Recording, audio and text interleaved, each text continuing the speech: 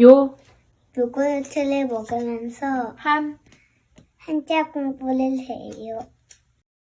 천, 쳐서 루시퍼가 사, 사탄이 됐어요. 요한복음 한 장 넘기면. 우리 친구들 안녕하세요. 한 주도 잘 지냈죠? 우리 친구들 말에 능력이 있다는 거 알고 있어요? 학교에서 반을 대표해서 차렷 경례 하면 반 친구들 전체가 어떻게 하죠? 안녕하세요 하고 친구들 전체가 인사를 하죠. 반을 대표하는 그 친구도 말에 능력이 있어요. 그런데 이 세상 우주 만물을 창조하신 하나님이 말씀하신 말씀에는 얼마나 큰 능력이 있을까요? 그죠? 오늘 말씀 내용에는 하나님께서 한 천사를 한 여인에게 보내셨어요. 그리고 그 천사를 통해서 약속하신 말씀이 있어요. 어떤 말씀을 약속하셨을까요? 우리 친구들 궁금하죠? 우리 찬양 부르고 같이 말씀을 통해서 알아보겠어요. 찬양 부르겠어요. 뮤직 큐!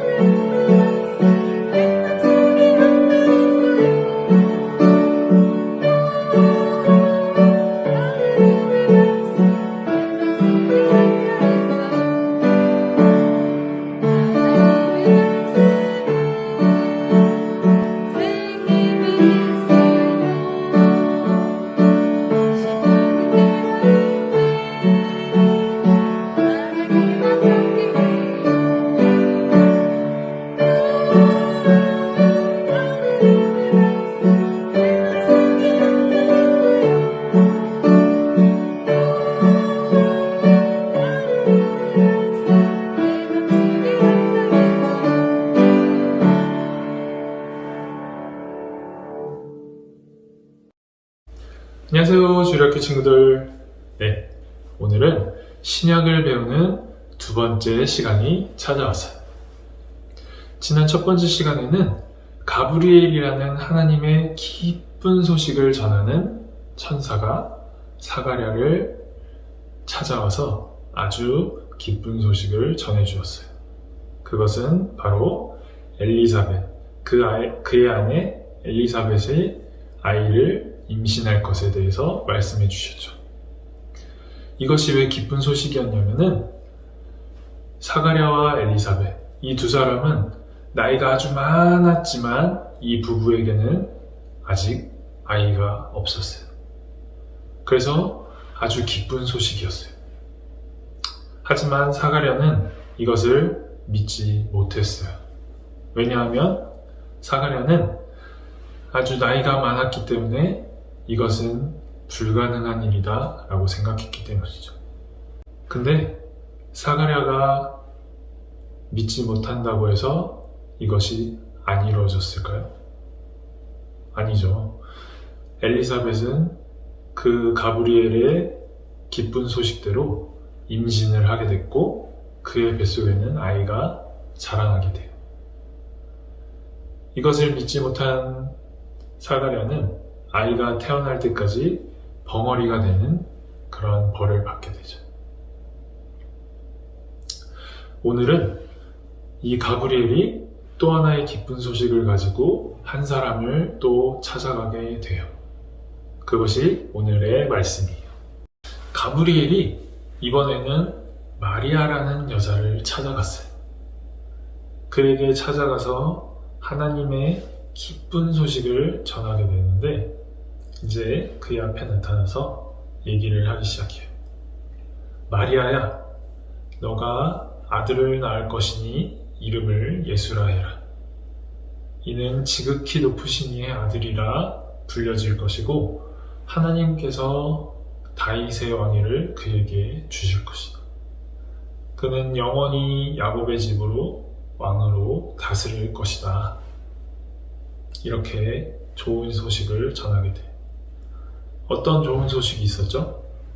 바로 아들을 낳을 것에 대해서, 그리고 그 아들이 왕이 될 것에 대해서 이러한 좋은 소식을 얘기를 해줬어요. 마리아는 굉장히 기뻐했겠죠. 하지만 마리아는 기뻐할 수 없었어요. 왜냐하면 마리아는 이때 당시에 결혼도 하지 않았고 또 남자를 가까이 해본 적이 없는 처녀였기 때문에 그러한 마리아가 아들을 갖는다는 것은 불가능한 일이었어요. 그래서 이것이 내게 어떻게 이루어질 수 있는가 굉장히 당황스러워했죠. 그래서 마리아는 가브리엘에게 물어봐요. 저는 결혼도 하지 않았고 또 남자를 알지 못하는 사람입니다. 근데 어떻게 제게 이러한 일이 일어날 수 있겠습니까? 그때 가브리엘은 이렇게 대답을 해요. 너에게 성령이 임할 것이다.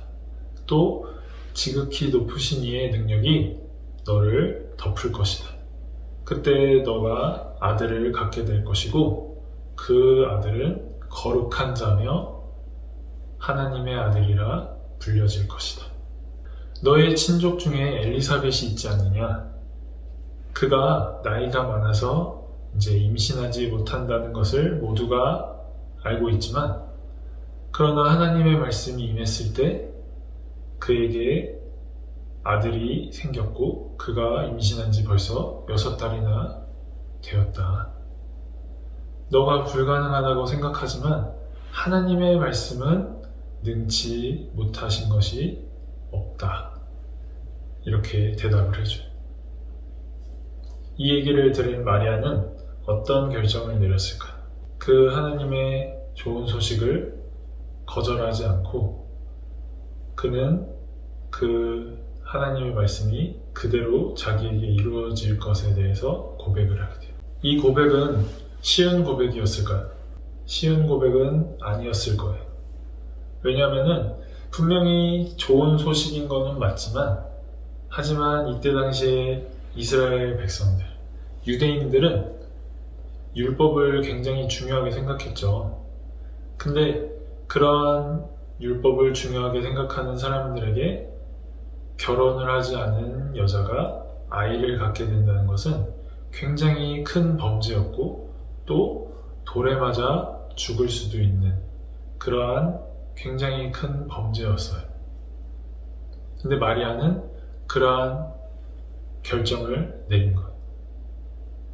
다른 사람들의 안 좋은 시선 생길 수도 있고 또 돌에 맞아 죽을 수도 있는 그러한 위험한 결정이었지만 그는 그것이 마리아에게는 중요하지 않았어요.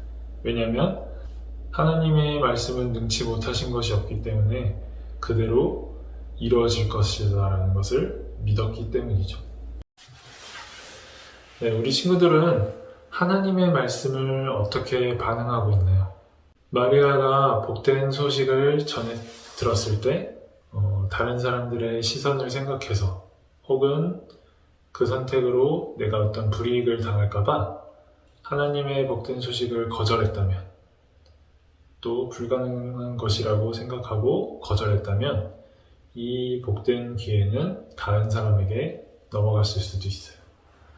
하지만 마리아는 그러지 않았죠.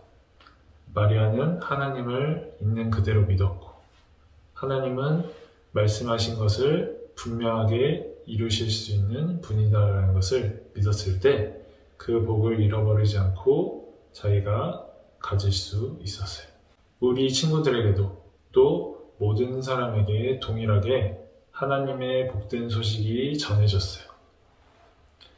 이 복된 소식을, 이 복을 잃어버리느냐, 내가 온전히 간직하느냐, 이것은 나의 선택, 나의 믿음에 따라서 달라질 수 있다는 사실을 분명하게 기억해 줬으면 좋겠어요.